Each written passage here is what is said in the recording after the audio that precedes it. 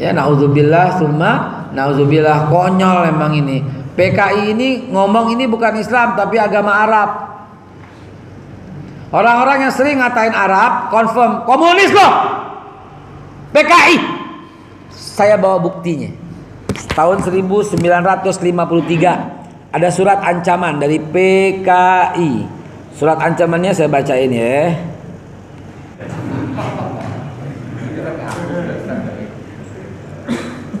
Dengan ini kami peringatkan kepada kamu yang mempercayai kedudukan sebagai agen agama Arab, penyebar agama di kawan pembantu DI, sebagaimana yang telah kami peringatkan pada rapat umum PKI di lapangan olahraga Ciberem, supaya seterimanya peringatan ini supaya tobat, supaya menghentikan semua geraknya, supaya kembali kepada agama kuruhun kita Siliwangi, tentang Tuhan Allah yang kamu takuti, tentang Muhammad penipu nauzubillah yang kamu puja. Biarkan kami yang menumpas lawannya. Kami menunggu bukti tobat kamu. Awas, awas, dan sekali lagi awas. Ingatlah pembalasan dari kami, kaum proletar. Rakyat proletar Ciberem. Apa coba? Hah? Apa coba begini? Islam kok disebut agama Arab, kok benci banget gitu loh. Apa coba? Nauzubillah, summa nauzubillah. Memang begitulah tingkahnya komunis. Hadirin berkat Allah Subhanahu wa taala. VOC ini penjajah yang membuat umat Islam gak punya kekuatan. Akhirnya diadu domba antara kerajaan satu dengan kerajaan yang lain. Kita lagi dijajah nggak sih sebenarnya? Berhenti dong, bangun dong, ya Allah ya Rabb.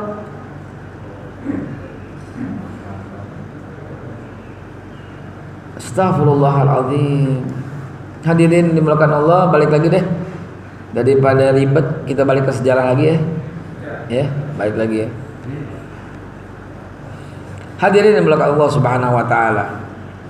Kehadiran mereka datang menguasai satu jenis, termasuk tembakau, termasuk berbagai macam sumber bumi di Indonesia. Mereka keduk habis-habisan, mereka bawa ke sono.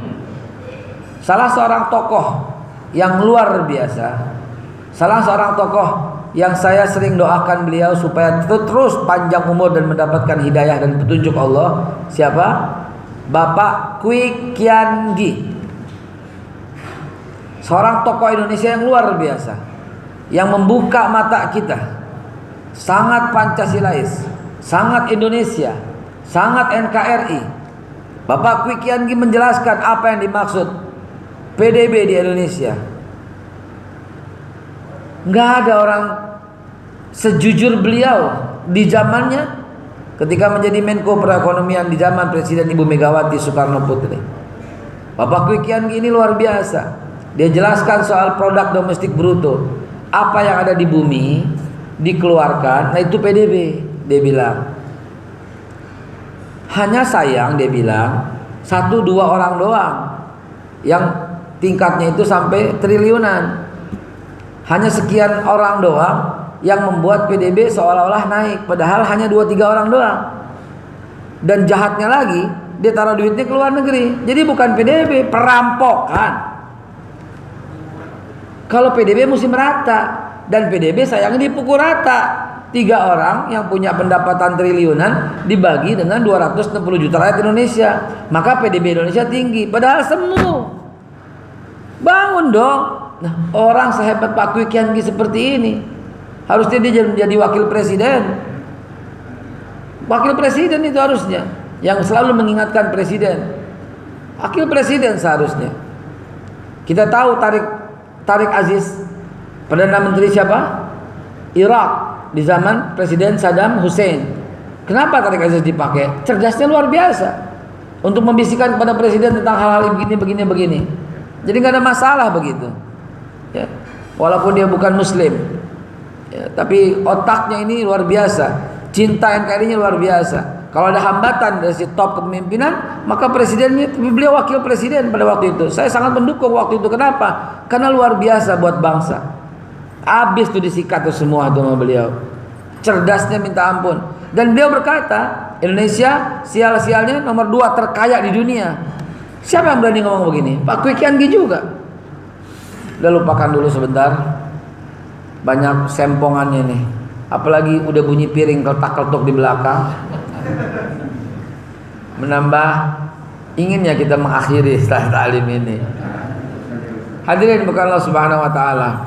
VOC menguasai dan mereka senantiasa mengadu domba antar umat Islam. Sekarang begitu banyak, kita nggak sadar bertingkah seperti VOC. Bahkan dai bertingkah sebagai VOC. Tahu nggak dai VOC? Ini bagus buat judul nih, dai VOC. Mereka yang terus menebarkan permusuhan. Mereka terus yang menebarkan kebencian antar sesama. Maulid bid'ah, tahlil bid'ah, kunut bid'ah. Ada yang seperti itu. Ini VOC ini, tukang pecah belah. Dia nggak sadar, dia bukan sedang menghidupkan sunnah. Dia sedang merobek ukhuwah. Dia sedang menghancurkan persatuan Islam. Dari zaman dulu sampai sekarang tidak ada orang yang berani mengatakan kunut itu bid'ah. Cuman orang zaman sekarang doang nih. Dai VOC saya bilang.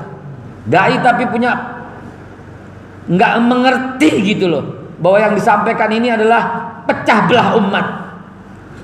Pecah belah umat. Mana dalilnya? Nggak ada dalilnya. Syirik, musyrik. Begitu selalu ngomongnya. Mana dalilnya? Mana dalilnya? Kita itu dengan dalil. Islam itu dengan dalil. Nggak ada dalilnya. Kopiah kagak ada dalilnya. Betul apa tidak? Ya Rob, bagaimana ceritanya ini semua? Speaker juga nggak ada dalilnya. Dalil. Giliran dia nggak boleh pakai dalil gitu loh. Bid'ah, neraka, nggak boleh, sesat, itu aja yang disampaikan. Ini dai VOC, tukang pecah belah umat. Jangan dilihat, laporkan. Kalau umat Islam semua laporkan, habis di sosial media itu. Tapi masih terus di radionya, di TV-nya, terus ngata-ngatain sesat, bid'ah, dolalah, sesat, bid'ah, dolalah, sesat, bid'ah, dolalah. Neraka, ujungnya neraka, nggak boleh, sesat, neraka. Selalu demikian yang disampaikan. Nggak ada kesejukan yang menyampaikan bahwa kalau dibuka sejarah lagi, Imam Syafi'i tidak pernah berhenti, dia selalu kunut tiap subuh. Sedangkan Imam Ahmad ibn Hanbal dia tidak kunut. Tetapi apa yang terjadi? Ketika Imam Ahmad ibn Hanbal datang ke majelis Imam Syafi'i, beliau kunut. Saya nggak mau berpanjang kalam di sana, tapi ini bagian daripada sejarah kelam yang tidak boleh terulang lagi, saudara. Syiah bertepuk tangan melihat ahli sunnah sunni yang saling bid'ah-bid'ahkan ini. Gitu. PKI bertepuk tangan ketika melihat kita ini bertolak belakang dan saling hujat.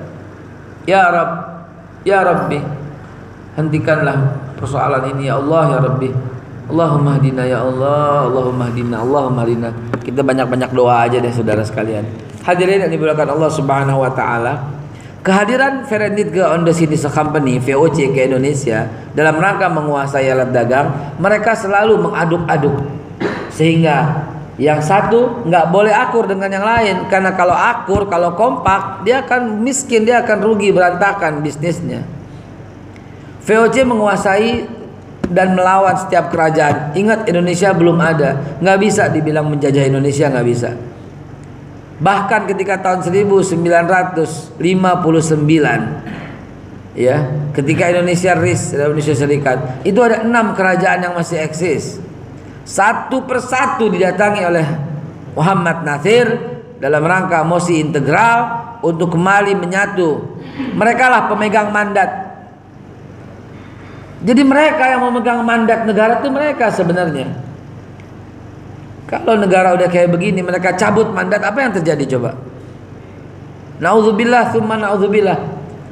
Ya. Ternate, Tidore itu semua sampai seluruh Papua sampai Raja Ampat semua.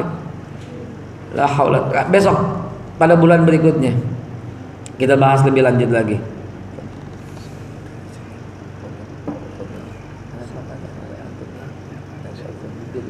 Lugat al-Arabiyah fi qaryah. Assalamualaikum. Jadi sahabatku sekalian dimuliakan Allah, mari.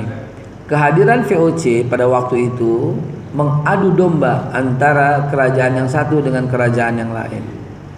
Kerajaan yang satu dengan kerajaan yang lain pakai slide bulan depan dipersiapkan ya, slide yang besar yang bagus biar kita tahu posisi kerajaan demi kerajaan yang diadu domba oleh VOC. Mereka mengadu satu dengan yang lain.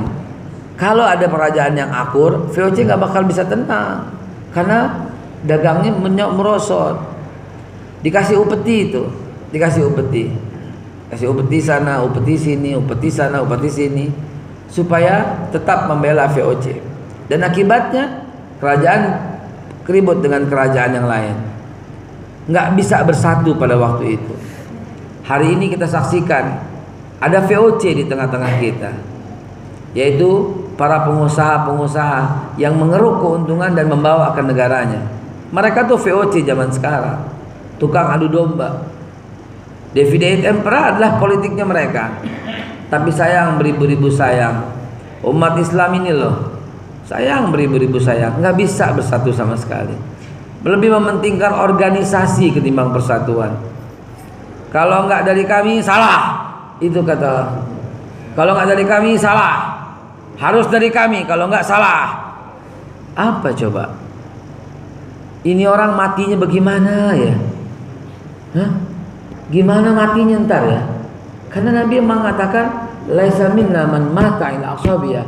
Bukan dari kelompok kami yang mati karena membela kesukuan, asobiyah, keorganisasian. Bukan dari kami, kata Rasulullah. Organisasi ya boleh, sebuah wadah untuk menyampaikan pendapat. Tapi ketika membelanya mati-matian demi organisasi, bukan demi Islamnya, maka ini yang disebut man da'a ila asabiyah wa man mata ila asabiyah.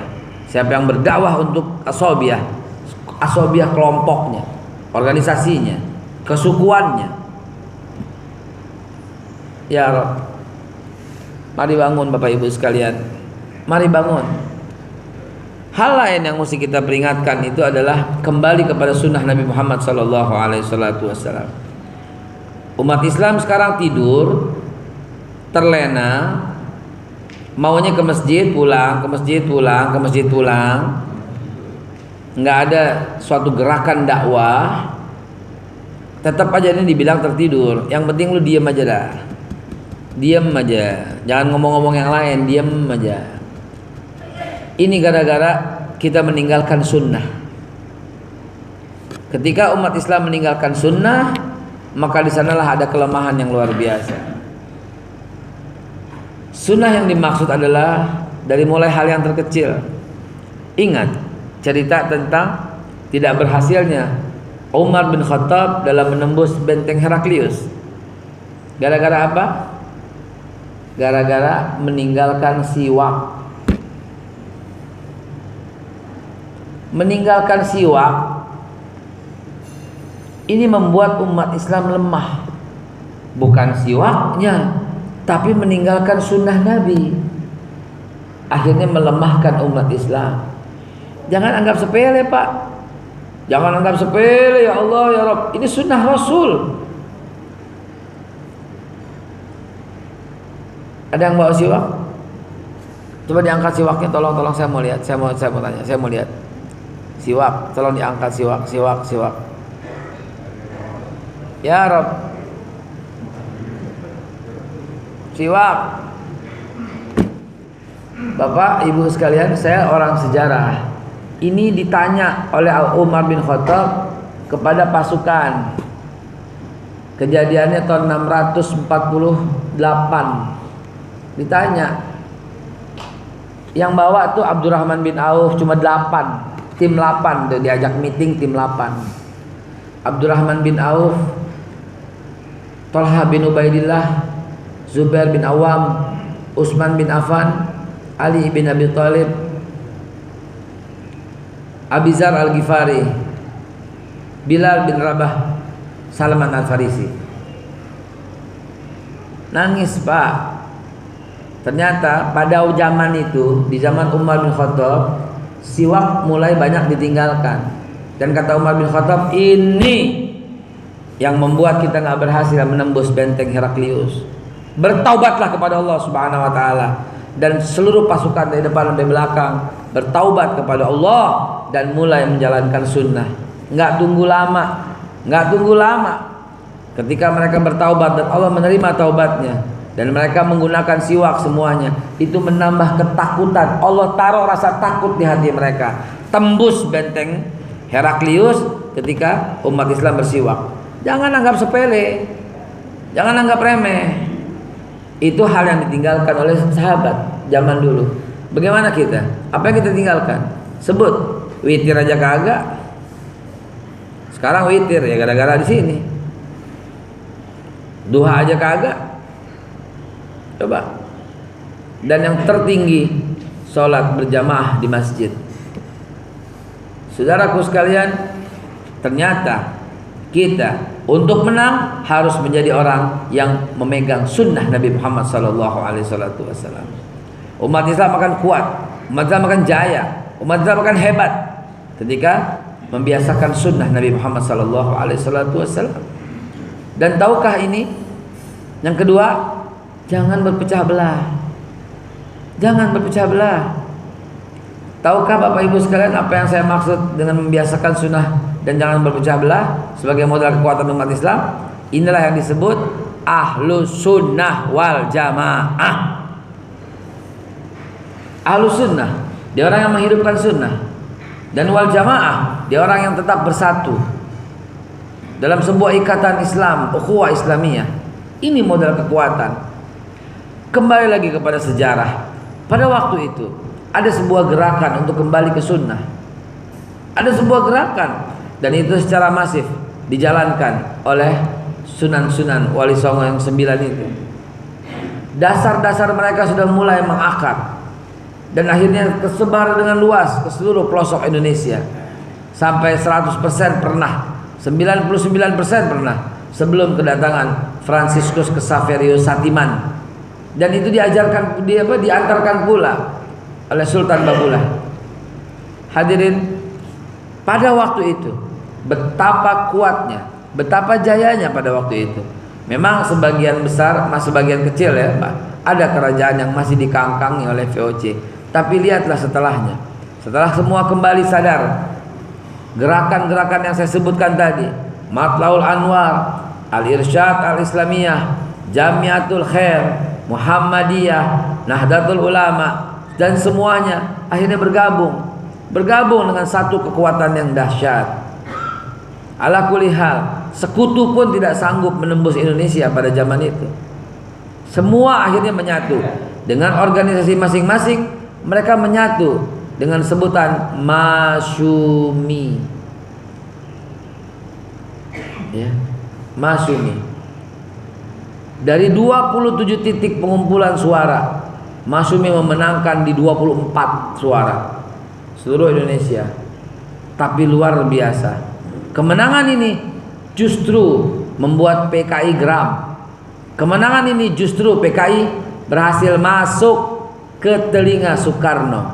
Masyumi dibubarkan. Saudara sekalian, kesian Bung Karno. Semoga Allah mengampuni dan memasukkannya ke dalam surga bersama para pemimpin dan para pahlawan Indonesia yang lainnya. Beliau kena fitnah. Beliau korban. Beliau rela berkata subur-suburlah PKI karena beliau menjadi korban. Bukan salahnya. Beliau enggak dekat dengan Aidit tapi memenjarakan Buya Hamka. Nggak usah nutup-nutupin sejarah deh. Jangan nutup-nutupin sejarah.